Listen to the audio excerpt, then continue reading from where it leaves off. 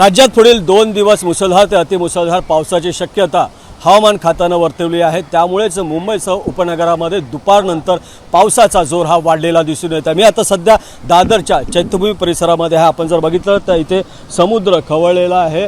वाऱ्याचा वेग जो आहे हा 52 किलोमीटर प्रति तास याप्रमाणे आहे। आपण जर बघितलं तर पावसाची संततधार ही दुपारनंतर सुरू होती आणि त्यामुळे अनेक जे मुंबईचे जे सखल भाग आहेत तिथे जे आहेत पाणी हे साचण्यास सुरुवात झालेली आहे। मात्र मोठ्या प्रमाणात पाणी साचलेलं नाही आहे। मात्र पावसाचा जोर जर असाच वाढत राहिला तर मात्र जर पाणी आहे हे साचू शकते आणि नागरिकांच्या त्रासामध्ये भर पडू शकते। आपण जर बघितलं तर ह्या समुद्राच्या लाटा ज्या आहेत ह्या प्रचंड आहेत।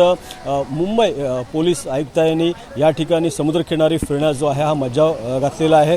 त्यामुळे समुद्राच्या इकडे आपण बघितलं तर पर्यटक दिसत नाही आहेत। मात्र काही पर्यटक जर बघितलं तर या जे आनंद या पावसाचा आनंद घेण्यासाठी इथे या चैत्यभूमी परिसरामध्ये आलेले आहेत।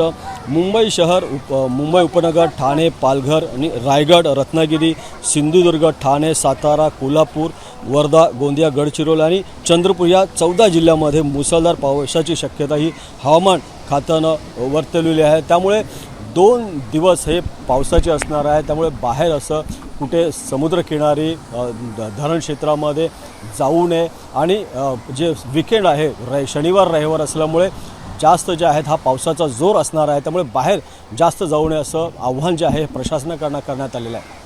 कॅमेरा पर्सन कृष्णा खरपेसह प्रभाकर कुडालकर एबीपी माझा मुंबई। एबीपी माझा उघडा डोळे बघा नीट।